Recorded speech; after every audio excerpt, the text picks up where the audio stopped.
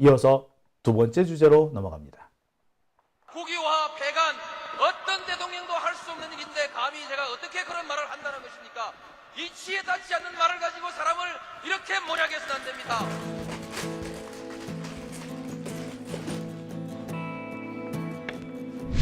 기나긴 밤이었거든 압제의 밤이었거든 사랑이 한 몸 썩어져 이 붉은 사나에 사랑 해방의 횃불 아래 걸고숨이 사나에.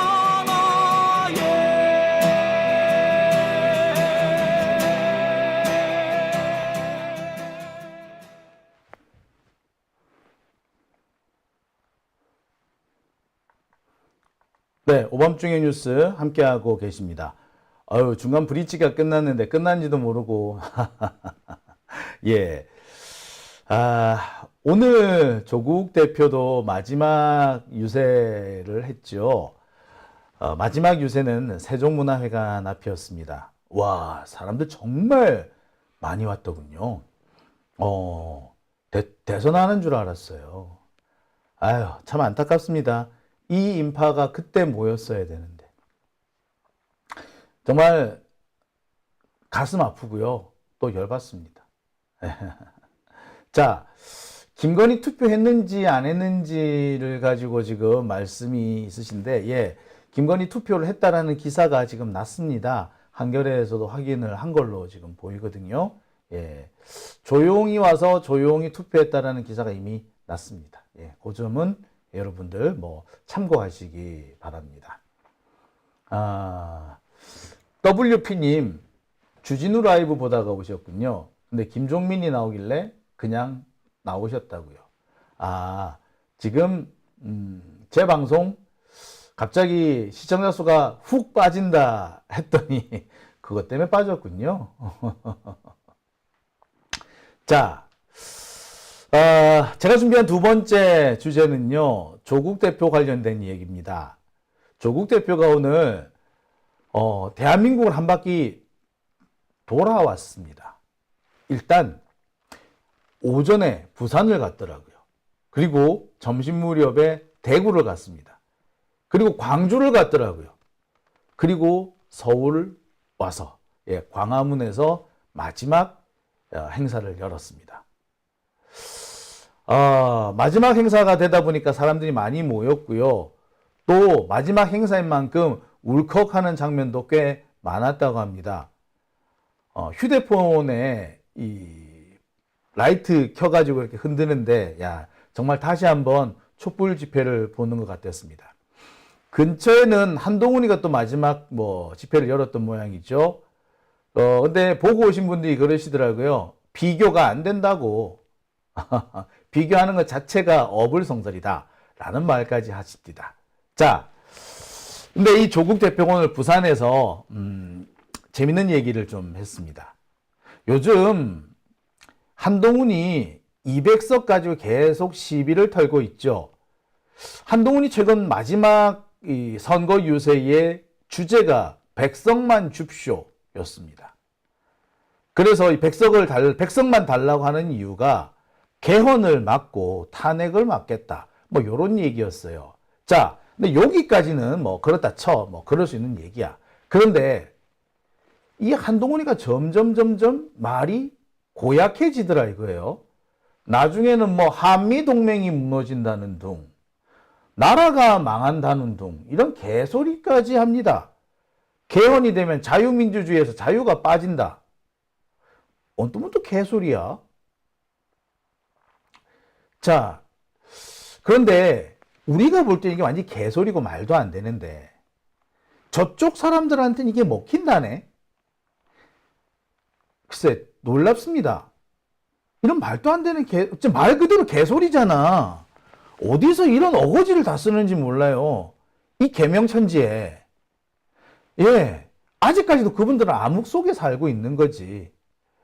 왜 플라톤이 동굴 비유를 하지 않습니까? 동굴 속에 뭐 갇혀있는 어떤 죄수들 뭐 이렇게 하면서 비유를 해요. 뭐 이데아 얘기를 하면서 뭐 그렇게 얘기하면 동굴 비유를 씁니다. 딱 지금 국힘당 지지하는 이 찍들은 그 동굴 비유에 나오는 죄수들 같은 동굴 속에 갇혀있는 죄수 같다는 생각밖에 안 듭니다. 그러니까 그림자로 비치는 왜곡된 모습만 보고 비추어지는 모습만 보고 아니 비춰주는 모습만 보고 예, 공포에 사로잡혀 있는 글쎄 이걸 뭐라고 해야 되죠? 말 그대로 그냥 바보들인 거죠. 국힘당 쪽 그 표현을 그대로 듣자면 이러니까 개, 돼지 취급받는 거 아닌가요? 자, 어쨌거나 이런 사람들이 결집하는 것을 막을 필요는 좀 있을 것 같아요. 우리가 하고 싶은 얘기 계속 하는 것도 나쁘지는 않지만 저들이 결집하게끔 우리가 빌미를 줄 필요는 없지 않나라는 생각이 듭니다. 자, 그래서 오늘 조국 대표가 재미있는 얘기를 합니다. 기자의 질문에 약간 보면은 기자가 우리를 조국 대표를 함정에 빠뜨리려고 하는 그런 취지도 조금 담겨져 있는 것 같은데 예, 우문현답 아니 이거 괴문이죠. 괴문. 괴이한 질문에 아주 현명하게 답한 모습입니다. 자, 제가 준비한 두 번째 주제는요. 바로 이 조국 대표의 이 대답에 대한 얘기입니다. 자, 오늘 부산에서 기자가 묻습니다. 개헌에 대한 얘기, 200석 얘기를 하시고 200석에 대한 가능성도 지금 많이 좀 커지고 있는데 개헌과 관련해 가지고 다른 야당들하고 무슨 교감이 있느냐, 공감대가 있느냐라고 묻습니다. 여기에 말 한마디 잘못하면 큰일 나죠. 하지만 조국 대표 잘 넘어갑니다. 공감대? 개헌? 나는 지금 그런데 신경 쓸 여력이 없다. 지금 우리가 거기까지 신경 쓸 단계도 아닌 것 같다. 지금 개헌 얘기하는데 개헌 물론 200석 이상이면 가능하다. 그런데 그게 어느 날 하루아침에 되는 거 아니지 않느냐. 절차가 있고 방식이 있고 거쳐야 될 관문이 있는데 그걸 언제 당장 얘기하냐. 나는 200석 되면 김건희 특검법부터 하겠다. 200석을 만들어야 된 이유 김건희를 법정에 세우기 위해서다. 라고 얘기를 합니다. 야, 김건희를 법정에 세워야 된다. 이 부분에 대해서는요. 저쪽 당 사람들도 딱히 반론을 제기하지 못하는 대목입니다. 김건희가 나쁜 짓을 하긴 했고 해먹었다. 이거야. 많이 해먹었고 윤석열이 지 마누라라고 계속 감싸 안고 있다라는 거 모르지 않아요. 그렇기 때문에 저쪽 당 사람들도 그건 인정합니다. 그래 김건희는 인정할게. 뭐 이런 식이죠. 자, 그 부분을 정확하게 찌르고 들어가는 거죠. 우리가 볼 때 좀 답답할 수도 있어요. 아니 개헌, 탄핵 다 얘기해야지. 아니 개헌은 둘째 치더라도 탄핵 얘기 좀 해야 되는 거 아니야? 라고 하실 수도 있을 것 같습니다. 저도 사실 어떤 부분에서는 탄핵 얘기 좀 하지 라는 생각도 들었어요. 그런데 지금은 조금 물러서도 될 것 같아. 왜? 지금 한동훈이 계속해서 200석 공포 마케팅을 하고 있습니다. 200석이 되면은 민주당이 200석이 되면은 자유민주주의를 빼버릴 거. 자유민주주의에서 자유를 빼버릴 거다. 뭐 이런 얘기를 합니다. 그래서 계속 200석이 되면은 우리는 망한다. 200석이 되면 우리가 망한다. 이런 식의 어떻게 보자면 약간 공포 마케팅을 지금 하고 있는 것 같습니다. 지금 한동훈이 마지막으로 쓸 수 있는 마케팅이 바로 이 공포 마케팅이 아닌가라는 생각이 드는데 예, 한동훈이 지금 이 공포 마케팅을 참 유효적절하게 써먹고 있다라고 해도 과언은 아닌 것 같아요. 자, 뭐라고 얘기를 하느냐. 한동훈이 이렇게 얘기를 합니다. 자유민주주의에서 자유가 빠질 거다. 그게 왜 빠지죠? 그리고 되게 좀 이해가 안 가. 자, 두 번째. 그러면서 200석으로 탄핵 가능하다. 자, 뭐 이건 그렇다 치고. 그러면서 뭐라 그래? 한미 동맹이 무너질 거다. 라고 주장을 합니다. 아니, 저는 이해가 안 가는 것이 한미 동맹이 200석이면 무너집니까? 미안하지만요. 한미 동맹은요. 지금도 무너뜨릴 수 있어요. 마음만 먹으면. 200석 아니라도 어떻게 보면 200석하고 아무 상관이 없어요. 더 재밌는 얘기를 해요. 미국 대통령으로 트럼프가 또 당선이 돼요. 뭐 올해 11월에 뭐 트럼프가 또 당선된다 칩시다. 그러면은요. 한미동맹 진짜 그때는 무너질 겁니다. 트럼프는 뭡니까? 미국이 더 이상 세계의 경찰 국가가 아니다. 우리가 왜 너무 나라 분쟁에 개입하냐? 하기 싫다야. 그런데 한미동맹을 가만히 놔두겠습니까? 안 해. 자, 200석이 아니라 한동훈이 그렇게 한미동맹 무너지는 게 겁나면 트럼프 반대 운동을 좀 하지 그래. 자, 그리고 자유민주주의에서 자유를 뺀다? 나 어처구니 없어서 말이 안 나옵니다. 한동훈 같은 이런 잡것들 이념에 매몰돼 가지고 자유라는 단어에 엄청난 어마어마한 인류 사이에 진리가 담겨져 있는 것처럼 떠벌리는 놈들이야 자유를 넣고 빼고 하는데 목숨을 걸는지 모르겠으나 그 자유 빼면 뭐하고 안 빼면 뭐 하는데? 솔직히 여러분한테 여쭤볼게요. 빼면 뭐하고 안 빼면 뭐 하는데? 제가 헌법 전공이라고 했죠? 헌법 박사 과정입니다. 아직 박사 과정을 마치지는 못했어요. 그랬는데 자, 자유? 자유민주주의 자유를 뺀다? 그 자유가 큰 의미가 있느냐? 그닥! 그닥이에요, 그닥. 그렇기 때문에 그걸 굳이 뺄 이유도 없어. 왜 들어갔는지 모르겠다 라고 하는 사람은 꽤 많아요. 하지만 그렇다고 굳이 뺄 이유는 없지. 다들 그렇게 얘기를 합니다. 아니 그거 빼느라고 갑론을박할 시간에 다른 걸 정비를 하지.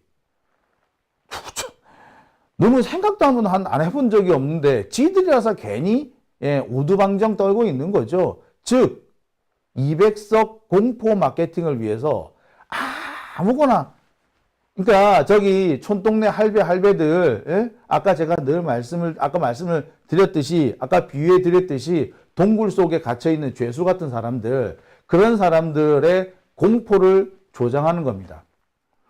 플라톤의 동굴 비유해 보면 그런 얘기를 해요.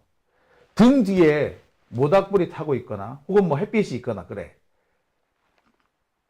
죄수는 동굴의 벽을 향해서 앉아 있고 절대 뒤를 돌아볼 수 없는 거야. 뭐 팔이 묶여 있든 몸뚱이 고정돼 있든 그렇겠지. 그런데 뒤쪽에서 뭐 모닥불이 타거나 햇빛이 뭐 떠오르거나 뭐 그래서 그림자가 질 거 아니에요. 그 그림자가 동굴 벽에 일정한 그림자를 나타낼 겁니다. 그거는 실물하고는 전혀 다른 또 다른 모습이잖아. 일단 빛의 굴절에 따라서 모양이 달라질 것이고 또 빛이 비치는 위치에 따라서 모양이 달라질 것이고 그리고 벽면이 어떠냐에 따라서 또 모양이 달라지지 않습니까? 실제하고는 전혀 상관없는 거란 말이야. 그런데 죄수들은 그 그림만 보고 동굴 속의 죄수는 그 그림자만 보고 공포를 느끼고 희망을 느끼고 한단 말이에요. 자, 이런 상황에서 한동훈은 자기가 가둬두고 있는 죄수들한테 공포를 가지라고 계속 헛소리를 하는 겁니다. 그래서 그분들이 가장 공포스러워하는 것, 자유, 한미동맹 뭐 이런 얘기인데 솔직히 말해서 자유면은 자유여야지 이틀 나가면서 무슨 자유 어쩌고 운운하죠? 아이 참네. 한미동맹 요새 미국이 어떤 나라인 줄 알아요? 지금 제 앞가림을 못 해가지고 엄청 힘들어하는 나라예요. 지금 미국은 한국 같은 나라에 무엇을 바라느냐? 한국이 자체 방어는 어느 정도 하고 필요할 때 미국이 저기 이란 때려잡으러 갈 때 뭐 저 전투기 몇 대, 뭐 전투 사단 한두 개, 그다음에 군함 한두 척 이렇게 전력을 보태주기를 바라는 거야. 그러는데 무슨 아이고 참 수준 낮은 애들하고는 뭐 더 이상 한번 더 길게 얘기하기도 싫어. 여하튼 간에 이렇게 한동훈은 공포 마케팅을 하고 있습니다. 근데 요즘 이 공포 마케팅 수준이 단순 공포 마케팅이 아니라 거의 자해 공갈단 수준이죠. 뭐라고 하고 있는지 한번 보십시오. 이재명과 조국이 200석을 얻으면 개헌에서 셀프 사면할 것이다. 아니 200석 얻는 거하고 사면하고 무슨 상관 있죠? 제가 말씀드렸습니다. 말도 안 된다고 얘기했죠. 그 다음에 한동훈 야당이 200석을 채우면 진짜 독재를 할 거래. 그 다음에 야당이 200석 차지하면 대한민국 체제를 바꾸려 할 거래. 뭔 소린데? 어떻게? 예, 전형적으로 그 극우 전광훈 이런 사람들이 그 마이크 들고 꽥꽥거리는 소리 아닌가요? 우리는 전광훈이 꽥꽥거리는 그 소리가 단순히 저 또라이 같은 놈이 또라이 짓 한다라고 생각했는데 아니었던 거죠. 검사라는 놈들부터 이런 생각을 하고 있었던 거예요. 이 사람들의 대가리 속에는 그런 것밖에 없는 거야. 그래서 민주당은 절대 하면 안 되고 민주당이 집권할 것 같으면 검찰권이든 뭐든 동원해가지고 작살 내려고 하는 거예요. 그들이 이 검사 새끼들이 노무현 대통령을 그렇게 죽이려고 설쳤던 이유는 지들이 만들어 놓은 세상에 노무현이 균열을 낼까봐 그랬던 겁니다. 자, 심지어 한동훈은 뭐라고까지 얘기를 했느냐? 야권이 200석을 차지하면 나라 망한다라고 했어요. 자, 이거는 대국민 협박이죠. 말 그대로 자해 공갈단 수준입니다. 아니 200석이 아니라 300석을 다 풀로 채워도요. 사면 안 됩니다. 셀프 사면 못 합니다. 그리고요.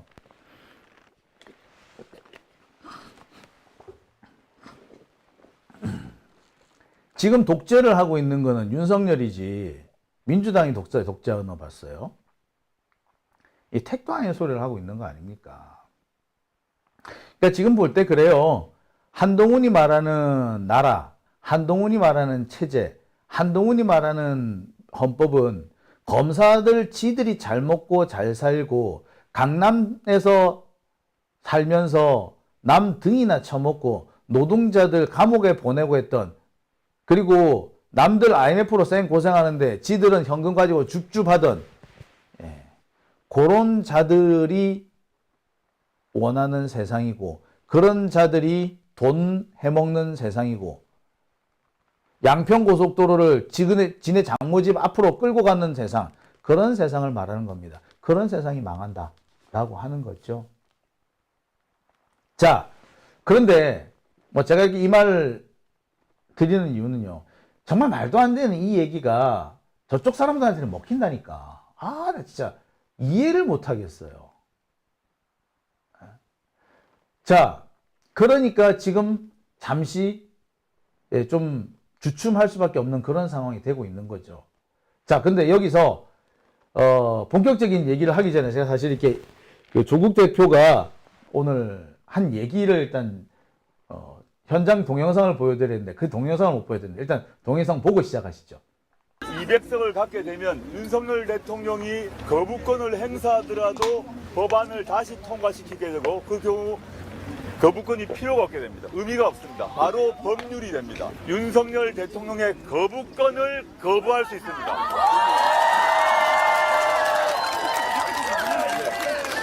양권 200석이 만들어진 걸 전제로 법률을 통과하게 되면 예컨대 김건희 특검법이 종합특검법이 되겠죠. 통과되게 되면 특별검사가 임명되고 특별검사의 주도하에 김건희 씨를 수사하게 될 것입니다. 그 경우 200석이 확보되고 김건희 특검법이 통과된다면 여러분들은 이 하반기에 김건희 씨가 법정에 서는 모습을 보게 될 것입니다. 김민정 기자라고 합니다. 우리 그 범야권 200석 이야기도 나오는데 이럴 경우 실제 개헌이 가능하다고 보시는지 아니면 또 그리고 또 우리 다른 야당이랑 비슷한 수준이라도 개헌 공감대를 이렇게 나누고 계신지 좀 개헌 문제는 지금 현재 다른 야당과 공감대를 이룰 시간도 그 여력도 없는 상태입니다. 지금 선거 진행 중이기 때문에 그렇고 200석이 되게 되면 이제 법리상 개헌이 가능합니다. 그리고 물론 개헌은 여야가 합의해서 개헌 특위를 만들어야 될 것이고 개헌 특위에서 합의가 되면 조문을 다 이제 바꾸는 작업들을 하고 그 다음에 국민 투표를 해야 되거든요. 아주 쉬운 어려운 과정입니다. 쉬운 과정이 아니라고 생각하고 지금 바로 개헌을 얘기하는 것은 성급하다 생각합니다. 기자님께서 질문하셨던 200석 범야권이 200석을 얻는 걸 전제로 질문을 한다면 첫 번째 해야 될 일은 개헌이 아니라 윤석열 대통령이 거부권을 오남용해왔습니다. 김건희 특검법 날렸습니다. 그 다음에 이태원 특검법 날렸습니다. 그 다음에 노란봉투법 날렸습니다.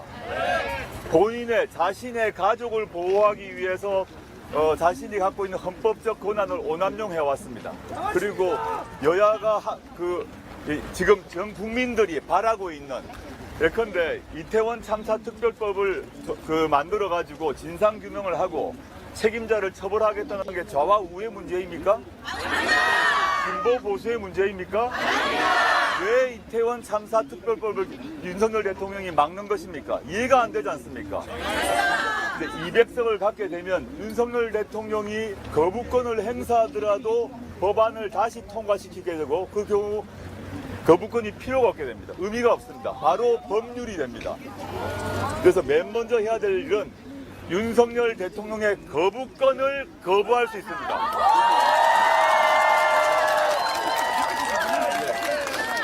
윤석열 대통령의 거부권이 거부되는 그 모습을 상상해 보시면 윤석열 대통령이 자신의 거부권을 행사해서 자신의 가족을 보호하기 위해서 또는 자신의 무슨 이유인지 자신의 수하나 측근을 보호하기 위해서인지 모르겠지만 거부권을 행사하더라도 200석이 야권 200석이 만들어진 걸 전제로 법률을 통과하게 되면 예컨대 김건희 특검법이 종합특검법이 되겠죠. 통과되게 되면 특별검사가 임명되고 특별검사의 주도하에 김건희 씨를 수사하게 될 것입니다.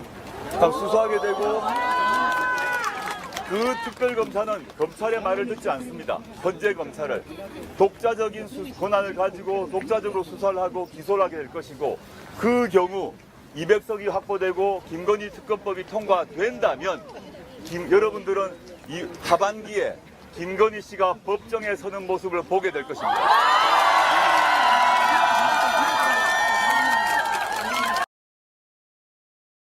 네, 어떻습니까? 아주 조연한 말씀을 하셨죠. 그런데 이 장면을 보면서 어떤 분들은 좀 아쉽다라고 말씀하시는 분들도 계십니다. 왜냐하면 아니 그 개헌은 그렇다 치더라도 윤석열 탄핵 얘기는 좀 하지 윤석열 탄핵 얘기를 왜 안 했느냐라고 말하는 분들이 계세요. 글쎄 뭐 그 부분이 좀 아쉬울 수는 있겠습니다. 근데 한 엊그제쯤에 조국 대표가 일단 윤석열 탄핵에 대해서 약간 좀 주춤하는 그런 얘기도 좀 했었어요. 뭐라고 얘기를 했냐면 탄핵 얘기를 본격적으로 이렇게 물어보고 이렇게 하니까 아마 지금 기자들도 느끼기 시작했을 거예요. 범야권이 200석 이상을 가질 수도 있겠구나. 이게 정말 얼토당토 않는 터무니없는 그런 전망은 아니구나라는 걸 기자들도 느끼고 있는 거예요. 200석이 될 수도 있겠다라고. 자, 그 상황이 되다 보니까 계속 묻는 겁니다. 탄핵 얘기 당연히 나오겠죠. 기자들 관심은 김건희 감옥 가는 것보다 윤석열이 탄핵 당하냐 안 당하냐가 뭐 이게 더 걱정스러울 거예요. 자, 그런데 바로 이 윤석열 탄핵이라는 요것이 우리는 너무나도 간절히 바라는 겁니다만 저쪽 사람들한테는 결집을 할 수 있는 포인트가 되는 거지. 빌미가 되는 거죠. 우리가 굳이 우리가 200석을 얻으면 되지. 굳이 이렇게 지금 미리 얘기를 할 필요는 없잖아요. 아마 그 점에 있어서 조국 대표가 조금 그 분위기를 가라앉히는 얘기를 한 것 같습니다. 사실 윤석열 탄핵 사유는요, 지금도 넘쳐요. 흘러 넘쳐. 오늘도 하나 추가했어. 여러분, 매년 4월 10일까지 지난해 국가가 사용한 예산을 결산을 해야 됩니다. 그러니까 지난해 우리나라가 이렇게 정부가 이렇게 돈을 썼고 어디다 썼다라는 거 결산을 딱 가져가지고 그것을 감사원에 4월 10일까지 제출해야 돼요. 그런데 이번에 제출한다 안 한다? 안 한다. 원래는 보면요, 4월 10일까지 제출하라고 합니다. 보통 3월 31일까지 다 제출합니다. 근데 올해는요, 4월 11일 날 제출한대. 왠 줄 아세요? 지금 지난해 예산에서 59조 원이 빵꾸가 났대요. 59조 원이 빵꾸가 났다는 거를 숨기고 싶은 거야. 밝힐 때 밝히더라도 선거 끝나고 밝히겠다는 거지. 그래서 4월 11일 날 예산안을 넘기기로 했답니다. 결산을 넘기기로 했답니다. 뭡니까? 전형적인 관권 선거 아닙니까? 정부가 지 할 일을 안 해. 지 할 일 안 한 거야. 단지 선거를 위해서. 이것도 탄핵 사유예요. 사실 하루에 한 가지씩 탄핵 사유를 늘리고 있는 게 지금 윤석열입니다. 따라서 탄핵 사유는 차고 넘쳐. 문제는 이게 헌법재판소로 가야 된다는 거야. 헌법재판소에 지금 보면은 이종석하고 정영식 이 두 사람이 문제입니다. 그리고 애매한 사람이 뭐 정정미라든지 몇몇 분들이 조금 이상해요. 지금 헌법재판소 구조를 살펴보면 탄핵 통과가 쉽지가 않습니다. 따라서 어떻게 보면은 당장 윤석열 탄핵을 하는 게 할 게 아니라 김건희 특검부터 해가지고 착착 밟아 올라가는 게 더 맞는 거지. 정영식, 이종석 이 두 사람 지들 눈가리로 보기에도 도저히 윤석열 안 되겠다 싶을 때 갈아치우는 거죠. 정영식, 이종석 이 두 사람요 진짜 수구 꼴통이에요. 정영식은요 진짜 수구 꼴통이에요. 이 사람. 나는 이 사람 무슨 무슨 사이비 종교 교주인 줄 알았어. 재판을 그렇게 해요. 이런 사람을 앉혀놨다고 누가? 윤석열이가. 자, 그렇기 때문에 이 단계를 우리가 사실 좀 밟아갈 필요가 있고, 자, 그 밟아가기 위한 첫 번째가 뭐 여러 가지 이유가 있습니다만 200석이에요. 그 200석을 해야지 김건희부터 착착 밟아 나갈 수 있는 겁니다. 자, 조국 대표는 요 얘기를 일단 한 거라고 생각하시면 되고요. 우리가 지금 그 얘기를 먼저 탄핵이라든지 개헌이라든지 여기 이 얘기를 자꾸 해가지고 한동훈의 공포 마케팅에 말려들 필요가 없다. 제가 좀 그 얘기를 드리고 싶습니다. 어떤 분들 저한테 DM 보내가지고 조국이 배신했다고 막 이렇게 DM 보내시는 분들 계세요. 그거 아니란 얘기를 제가 굳이 해드리려고 이 순서를 마련했습니다. 우리가 한동훈이 쳐놓은 이 공포 마케팅 이 함정에 우리가 굳이 일부러 빠질 이유가 없잖아요. 그죠? 예. 그렇습니다. 예. 자, 오밤중의 뉴스 함께 하고 계십니다. 어이구, 죄송합니다. 엉뚱한 게 나갔습니다.